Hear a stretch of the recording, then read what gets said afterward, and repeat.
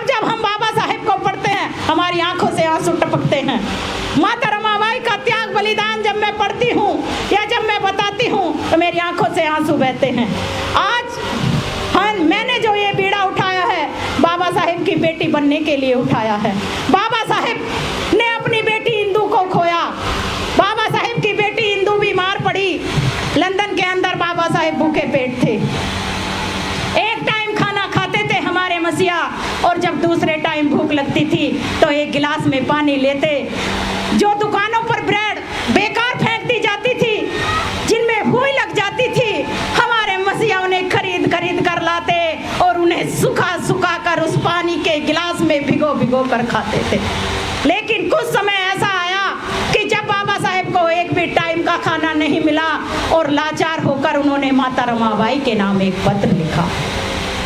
बाबा साहेब ने कहा कि रामू, मैं बहुत बेबस और बेहद लाचार हूँ, मेरे पास खाने के लिए पैसे नहीं है रामू। मेरे पास जो खाने के लिए पैसे थे उनसे मैंने बुक खरीद ली और मुझे खाना खाए कई दिन हो गए हैं रामू। तुम किसी से कर्जा ले लेना, जब मैं भारत वापस लौटूंगा तो मैं वह कर्जा लौटा दूंगा रामू। बाबा साहेब का वो पत्र माता रमाबाई पढ़ती हैं तो उनकी आंखों से आंसू बहते हैं, क्योंकि उनका बेटा पहले ही बिना दवाई के मर गया था, लेकिन वो अपनी इकलौती बेटी को बचाना चाहती थी। इंदू बहुत बीमार थी। बाबा साहेब का पत्र आता है तो उस पत्र को पढ़कर उनकी आंखों से आंसुओं की धारा बह निकलती है कि एक तरफ मेरी बेटी है तो दूसरी तरफ मेरे साहब हैं, जिन्होंने इस समाज की गुलामी की जंजीरों को तोड़ने का संकल्प लिया है। मैं किसे बचाऊं? साहब ने कहा है किसी से कर्जा ले लेना, मुझे कौन कर्जा देगा? इस हिंदू धर्म के अंदर, इस मनुवाद के अंदर मुझे कोई कर्जा नहीं देगा। और बाबा साहेब की पत्नी यानी कि हमारी पूज्य माता रमाबाई ने निर्णय लिया कि मैं अपने साहब को जरूर बचाऊंगी।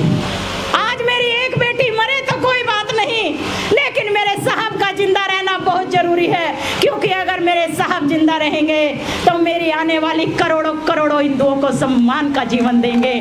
और इसलिए बाबा साहेब को वो चुनती हैं, उनकी बेटी की मौत हो जाती है। बाबा साहेब का चौथा बेटा राजरतन जब मरा, जो इस समाज के अंदर चमक धमक आप लोग देख रहे हो, अरे वो वही समय था जब बाबा साहेब के चौथे बेटे राजरतन का अंतिम सांस चल रहा था और बाबा साहेब को हमारे अधिकार लेने के लिए लंदन जाना था। बाबा साहेब ने अपने बेटे को नहीं चुना, बात शॉर्ट में कर रही हूँ। बाबा साहेब ने हमें चुन लिया और अपनी पत्नी माता रमाबाई से कह दिया कि रामू मर जाने दे तू आज राजरतन को। क्यों मर जाने दे? बाबा साहेब ने कहा कि रामू, इस भारत के अंदर जो हमारे ये 7 करोड़ अछूत बच्चे हैं, जो राजरतन से भी ज्यादा बीमार हैं, जिनका जीवन पशुओं से भी बेकार है, जो हजारों सालों से मनुवाद के शिकार हैं, आज रामू मैं उन 7 करोड़ अछूतों को इस देश का शासक बनाने के लिए लंदन जा रहा हूँ। मुझ पर विश्वास रखो रामू, जब मैं लंदन से वापस आऊंगा तो इन्हें 7 करोड़ अछूतों के घर में हमारे बच्चे होंगे, यानी कि एक रमेश, एक इंदु, एक गंगाधर और एक राजरतन इन्हीं के घर में पैदा होंगे। वे हमारा नाम रोशन करेंगे रामू, तुम्हारा बलिदान व्यर्थ नहीं जाएगा। लेकिन बाबा साहेब को नहीं पता था कि बाबा साहेब आपके जाने के बाद ये समाज नमक हराम निकलेगा।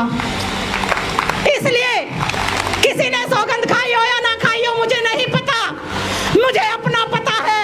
मैंने ये सौगंध खाई है कि हे बाबा साहेब, तुम्हारी बेटी इंदु मरी, मेरे लिए मरी। माता रमाबाई ने जो त्याग बलिदान किया वो मेरे लिए किया। हे बाबा साहेब, आप लंदन के अंदर भूखे पेट रहे तो वो मेरे लिए रहे, क्योंकि आप अगर मुझे अधिकार ना दिलाते, कौन पूछता था इस राखी रावण को? अरे ये राखी रावण आज पता नहीं किसी राजपूत के घर में मिलती, झाड़ू पोछे का काम करती या कुछ फटे वस्त्रों में मिलती। आज जो राखी रावण को सम्मान मिला है वो बाबा साहेब के कारण मिला है। इसलिए है बाबा साहेब, ये जिंदगी आपके मिशन में ही जाएगी, मुझे इसकी परवाह नहीं। और इसलिए मैंने और सहरा जी ने ये फैसला किया है कि चाहे 10 भी लोग होंगे, हम उन्हें ही समझाएंगे। 10 में से 1 सुधरेगा, 2 सुधरेगा, लेकिन हम अपने काम से हार नहीं मानेंगे और इस मनुवाद की धज्जी उड़ाते रहेंगे, हम पीछे नहीं हटेंगे। जब बाबा साहेब ने कह दिया तो हम कौन करने वाले हैं?